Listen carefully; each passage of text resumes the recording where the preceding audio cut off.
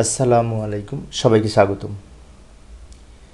প্রিয় সুধীবৃন্দ, যে বিশেষ সরকারি কর্মকর্তাদের বিভাগীয় পরীক্ষার জন্য যে প্রয়োজনীয় প্রশ্নসমূহ ছিল, তো গণপ্রজাতন্ত্রী বাংলাদেশের যে সংবিধান ছিল সেই সংবিধান সম্পর্কে কিছু তথ্য আমি আলোচনা করার চেষ্টা করব।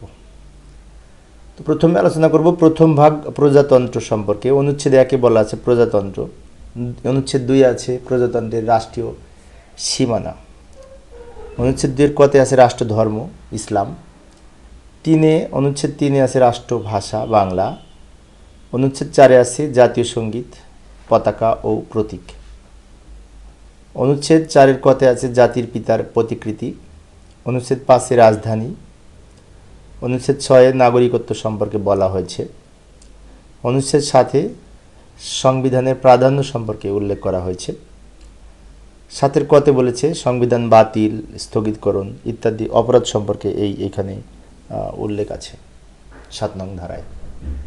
তো এই যে 1 থেকে শুরু করে 7 নং ধারা পর্যন্ত এই অংশটুকু হচ্ছে প্রথম ভাগ, যেটি প্রজাতন্ত্রের অংশ হিসেবে গণ্য। এগুলি আমরা মনে রাখার চেষ্টা করব, কোন ধারায় বিশেষ করে কোনগুলি অন্তর্ভুক্ত আছে সেগুলি অবশ্যই মনে রাখার চেষ্টা করব। এছাড়া 7-এর খতে আছে সংবিধানের মৌলিক বিধানাবলী সংশোধন অযোগ্য, 7-এর খতে। এরপরে আসি দ্বিতীয় ভাগ রাষ্ট্র পরিচালনার মূলনীতি। এই অংশটা খুবই গুরুত্বপূর্ণ পরীক্ষার জন্য। বাংলাদেশ সংবিধানের অনুচ্ছেদ 8 থেকে 25 পর্যন্ত এই অংশের মধ্যে এই রাষ্ট্র পরিচালনার মূলনীতিসমূহ উল্লেখ আছে।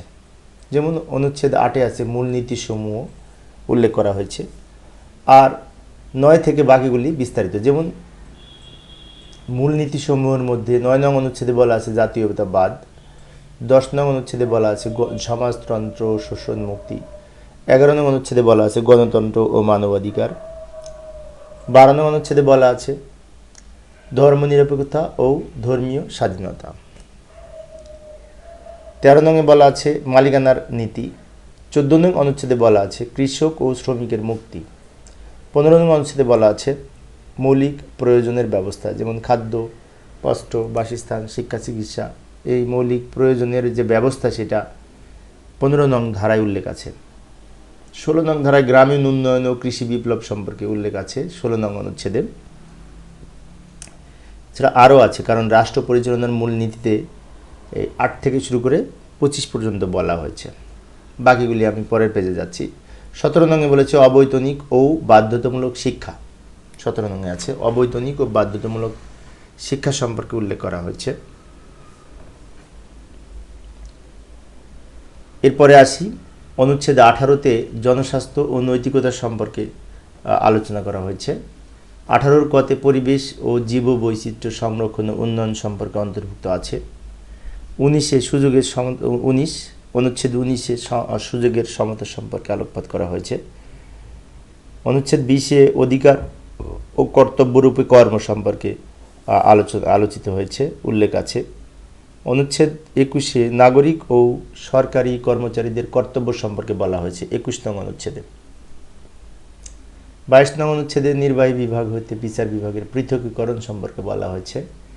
23 নং অনুচ্ছেদে জাতীয় সংস্কৃতি সম্পর্কে বলা হয়েছে, জাতীয় সংস্কৃতি 23 নং অনুচ্ছেদে। 23-এর কতে আবার উপজাতি, ক্ষুদ্র জাতিসত্তা ও নৃগোষ্ঠী সম্প্রদায়ের সংস্কৃতি সম্পর্কে উল্লেখ আছে 23-এর খতে। 24 নং অনুচ্ছেদে জাতীয় স্মৃতি নিদর্শনের প্রভৃতি সম্পর্কে উপস্থাপন করা হয়েছে এবং 25 নং অনুচ্ছেদে আন্তর্জাতিক শান্তি, নিরাপত্তা ও সংহতির উন্নয়ন সম্পর্কে বলা হয়েছে 25 নংয়ে। তো এই যে এই ধারা 8 থেকে শুরু করে 25 পর্যন্ত এই কটা বিশেষ করে রাষ্ট্র পরিচালনার মূলনীতি হিসেবে গণ্য এবং এগুলি প্রায় পরীক্ষায় আসে, বিশেষ করে ডিপার্টমেন্টাল পরীক্ষায়। এগুলি আমরা অবশ্যই মনে রাখার চেষ্টা করব। এরপরে আসি তৃতীয় ভাগ। সংবিধানের তৃতীয় ভাগে মৌলিক অধিকার সম্পর্কে বলা হয়েছে। তো মৌলিক অধিকার সাধারণত অনুচ্ছেদ 26 থেকে শুরু করে এই পরবর্তী 47 পর্যন্ত সম্ভবত এর মধ্যে এইগুলি তৃতীয় ভাগে অন্তর্ভুক্ত করা হয়েছে। তো মৌলিক অধিকার সম্পর্কে যে এইখানে তৃতীয় ভাগের 26 নং অনুচ্ছেদে বলেছে মৌলিক অধিকারের সহিত অসামঞ্জস্য আইন বাতিল। ২৬ নং অনুচ্ছেদে। ২৭ নং অনুচ্ছেদে আইনের দৃষ্টিতে সমতা সম্পর্কে আলোকপাত করা হয়েছে। ২৮ নং অনুচ্ছেদে ধর্ম প্রভৃতি কারণে বৈষম্য সম্পর্কে বলা হয়েছে। ২৯ নং অনুচ্ছেদে সরকারি নিয়োগ লাভে সুযোগের সমতা সম্পর্কে বলা হয়েছে। ৩০ নং অনুচ্ছেদে বিদেশি খেতাব প্রভৃতি গ্রহণ নিষিদ্ধকরণ সম্পর্কে বলা হয়েছে ৩০ নং অনুচ্ছেদে। ৩১ নংয়ে এই আইনের আশ্রয় লাভের অধিকার সম্পর্কে বলা হয়েছে। ৩২ নংয়ে জীবন ও ব্যক্তি স্বাধীনতার অধিকার রক্ষণ সম্পর্কে বলা হয়েছে। জীবন ও ব্যক্তি স্বাধীনতার অধিকার রক্ষণ ৩২ নং অনুচ্ছেদে বলা হয়েছে। এছাড়া আরও রয়েছে অনুচ্ছেদ ৩৩-এ গ্রেপ্তার ও আটক সম্পর্কে রক্ষা কবচ সম্পর্কে উল্লেখ করা হয়েছে ৩৩ নং অনুচ্ছেদে। অনুচ্ছেদ ৩৪-এ জবরদস্তি ও শ্রম নিষিদ্ধকরণ সম্পর্কে বলা হয়েছে। অনুচ্ছেদ ৩৫-এ বিচার ও দ্বন্দ্ব সম্পর্কে রক্ষণ সম্পর্কে বলা হয়েছে। ৩৬ নং অনুচ্ছেদে চলাফেরার স্বাধীনতা সম্পর্কে উল্লেখ করা হয়েছে। ৩৭ নং অনুচ্ছেদে সমাবেশের স্বাধীনতা সম্পর্কে উল্লেখ করা হয়েছে বাংলাদেশ সংবিধানের। ৩৮ নং অনুচ্ছেদে সংগঠনের স্বাধীনতা সম্পর্কে উল্লেখ করা হয়েছে। ৩৯ নংয়ে চিন্তা ও বিবেকের স্বাধীনতা এবং বাক স্বাধীনতা সম্পর্কে বলা হয়েছে ৩৯ নং অনুচ্ছেদে। ৪০ নং অনুচ্ছেদে পেশা ও বৃত্তির স্বাধীনতা সম্পর্কে বলা হয়েছে। এছাড়া আরও রয়েছে, লক্ষ্য করি এই অধ্যায়ে অনুচ্ছেদ ৪১-এ ধর্মীয় স্বাধীনতা সম্পর্কে বলা হয়েছে। অনুচ্ছেদ ৪২-এ সম্পত্তির অধিকার সম্পর্কে বলা হয়েছে। অনুচ্ছেদ ৪৩-এ এই গৃহ ও যোগাযোগের রক্ষণ সম্পর্কে বলা হয়েছে। অনুচ্ছেদ ৪৪-এ মৌলিক অধিকার বলৎকরণ সম্পর্কে উল্লেখ করা হয়েছে। এছাড়াও ৪৫ নং অনুচ্ছেদে শৃঙ্খলামূলক আইনের ক্ষেত্রে অধিকারের পরিবর্তন সম্পর্কে বলা হয়েছে। শৃঙ্খলামূলক আইনের ক্ষেত্রে অধিকারের পরিবর্তন। ৪৬ নং অনুচ্ছেদ দায়মুক্তি বিধানের সমতা সম্পর্কে বলা হয়েছে। ৪৬ নং অনুচ্ছেদে হচ্ছে দায়মুক্তি বিধানের ক্ষমতা। এবং ৪৭ নং অনুচ্ছেদে কতিপয় আইনের হেফাজত সম্পর্কে বলা হয়েছে। তো এই তৃতীয় অধ্যায়ে ২৬ থেকে ৪৭ পর্যন্ত এই কটা ধারা বা অনুচ্ছেদ উল্লেখ করা হয়েছে। এগুলি আমরা মনে রাখার চেষ্টা করব। এবার আমরা যাব ৪৭-এর কতে আর একটা ছিল সংবিধানের কতিপয় বিধানের অপ্রযোজ্যতা সম্পর্কে উল্লেখ করা হয়েছিল। এবার আসি গণপ্রজাতন্ত্রী বাংলাদেশ সংবিধানের চতুর্থ ভাগ, বিশেষ করে নির্বাহী বিভাগ সম্পর্কে বলা হয়েছে। প্রথম পরিচ্ছেদ রাষ্ট্রপতি। এখানে কয়েকটা পরিচ্ছেদ আছে, তো আমি প্রথম পরিচ্ছেদ আলোচনা করতেছি রাষ্ট্রপতি। এই অংশে রাষ্ট্রপতির নির্বাচন ৪৮ ধারায় বলা হয়েছে। অনুচ্ছেদ ৪৮-এ রাষ্ট্রপতি নির্বাচন সম্পর্কে উল্লেখ আছে। অনুচ্ছেদ ৪৯-এ ক্ষমা প্রদর্শনের অধিকার সম্পর্কে বলা হয়েছে। অনুচ্ছেদ ৫০-এ রাষ্ট্রপতি পদের মেয়াদ সম্পর্কে বলা হয়েছে। অনুচ্ছেদ ৫১-তে রাষ্ট্রপতির দায়মুক্তি সম্পর্কে বলা হয়েছে। অনুচ্ছেদ ৫২-তে রাষ্ট্রপতির অভিসংশয় সম্পর্কে বলা হয়েছে। অনুচ্ছেদ ৪৩-এ অসামর্থ্যের কারণে রাষ্ট্রপতির অপসারণ সম্পর্কে বলা হয়েছে ৫৩ নং অনুচ্ছেদে। এবং ৫৪ নং অনুচ্ছেদে বিশেষ করে অনুপস্থিতির প্রকৃতিকালে রাষ্ট্রপতি পদে স্পিকার এর ভূমিকা সম্পর্কে উল্লেখ আছে। ৫৪ নংয়ে অনুপস্থিতি প্রকৃতিকালে রাষ্ট্রপতি পদে স্পিকার সম্পর্কে বলা হয়েছে। এই পরিচ্ছেদে এই অংশটুকু ছিল। এবার আমরা আরও গুরুত্বপূর্ণ কিছু বিষয় আলোচনা করব। সেটি হচ্ছে, অনেক সময় বিভাগীয় পরীক্ষার জন্য কিছু কিছু আইন, কিছু কিছু ধারা সংবিধানের বিভাগীয় পরীক্ষার জন্য গুরুত্বপূর্ণ এবং বিভিন্ন পরীক্ষায় বারবার এসেছে। তো এগুলো আমি সাজেশন স্বরূপ বাছাইকৃত কিছু তথ্য আলোচনা করব। যেমন সংবিধানের প্রাধান্য অনুচ্ছেদ ৭-এ বলা হয়েছে। রাষ্ট্রপতির মূল নীতি অনুচ্ছেদ ৮ থেকে ২৫ এর মধ্যে এই অংশে রাষ্ট্র পরিচালনার মূলনীতি সম্পর্কে বলা হয়েছে, কিছুক্ষণ আগে আমি আলোচনা করেছি। অবৈতনিক ও বাধ্যতামূলক শিক্ষা অনুচ্ছেদ ১৭-তে বলা হয়েছে। ১৭ নং অনুচ্ছেদে অবৈতনিক ও বাধ্যতামূলক শিক্ষা সম্পর্কে উল্লেখ করা হয়েছে। জনস্বাস্থ্য নৈতিকতা অনুচ্ছেদ ১৮ নংয়ে বলা হয়েছে।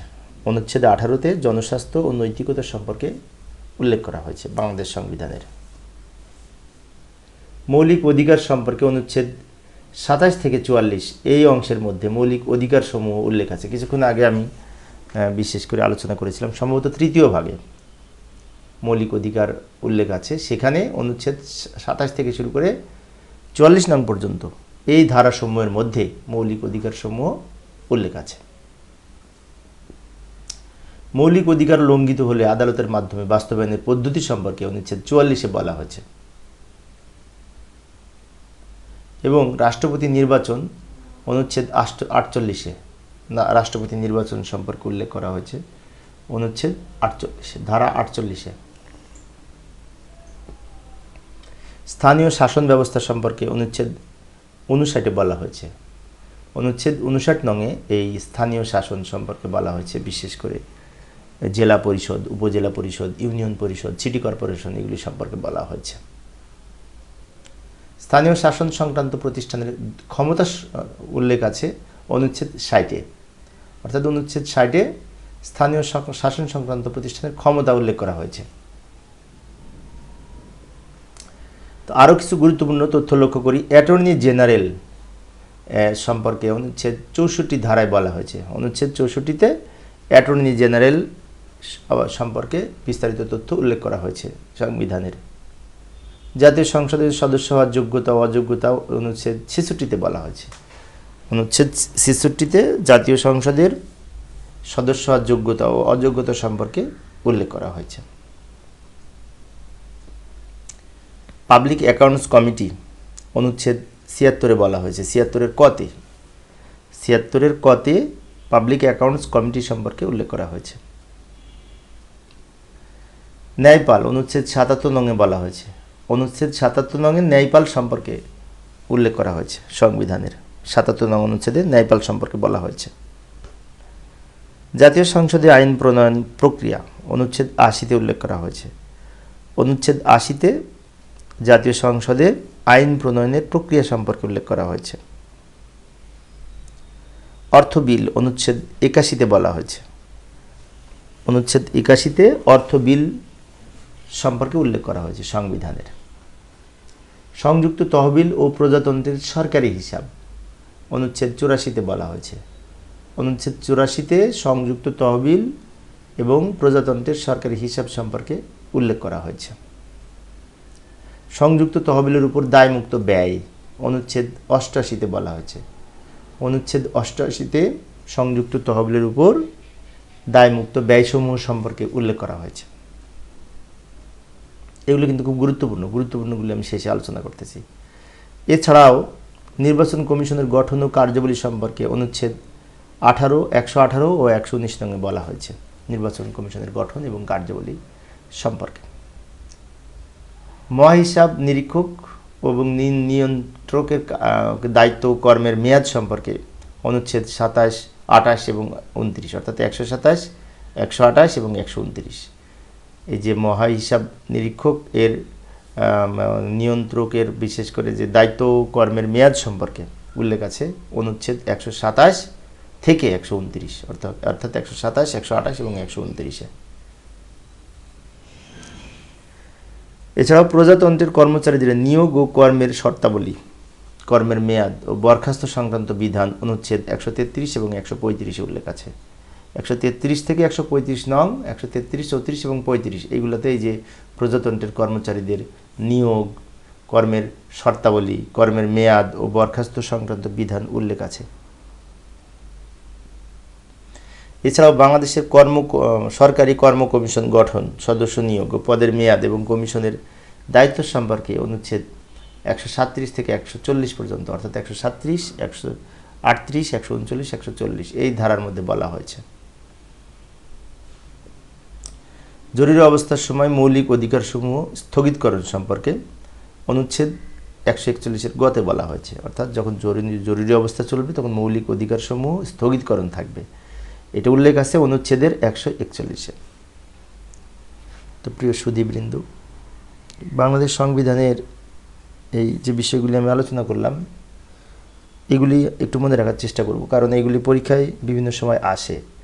বিশেষ করে ধারার নাম যদি মনে রাখতে পারি তাহলে কিন্তু এক্সট্রা কিছু লেখা যায়। ধারা এবং নাম উল্লেখ সহজ লিখলে পরে মার্কস ভালো পাওয়া যায়। তো এই ছিল আজকের আলোচনা।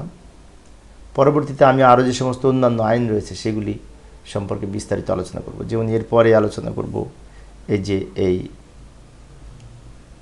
বিভিন্ন বিস্তারিত, যেমন জনস্বাস্থ্য নৈতিকতা সম্পর্কে বিস্তারিত আলোচনা করব। প্রত্যেকটা আলাদা আলাদা বিস্তারিত আলোচনা করার চেষ্টা করব। পরিশেষে সবাই ভালো থাকবে এবং সুস্থ থাকবে এই কামনায় খোদা হাফেজ।